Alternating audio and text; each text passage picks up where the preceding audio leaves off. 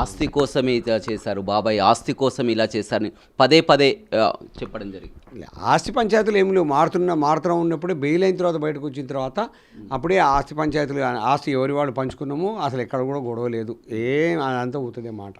ఘటన జరిగిన తర్వాత మీరు జైలుకి వెళ్ళడం జరిగింది. అప్పుడు మీ అన్నయ్య కూడా అంతా కలిసే ఉండడం జరిగింది. జైల్లో ఉన్నప్పుడు కూడా ఈ విషయం చర్చకు వచ్చినప్పుడు కూడా అన్నయ్య ఏం చెప్పేవారు మీతో?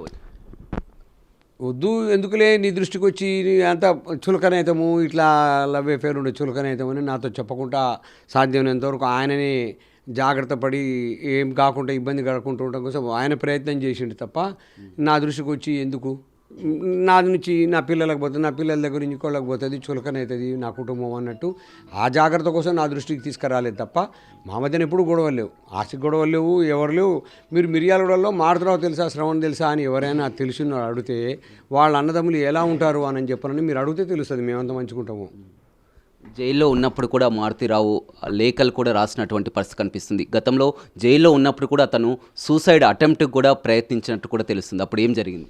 సూసైడ్ అటెంప్ట్ అనేది తెలియదు కానీ కొన్ని కాగితాలు అయితే ఉన్నాయి. అటెంప్ట్ అనేది అక్కడెక్కడ జరగలేదు, కాకపోతే ట్యాబ్లెట్లు వేసుకున్నప్పుడు బీపీ ఏదో తగ్గింది అని చెప్పని తీసుకెళ్ళినప్పుడు తర్వాత నాకు ఇక్కడికి వచ్చిన తర్వాత భార్యకి కాగితాలు ఇచ్చి పంపించిన కాగితాలు మాత్రం నా దగ్గర ఉన్నాయి, జిరాక్స్లు ఉన్నాయి.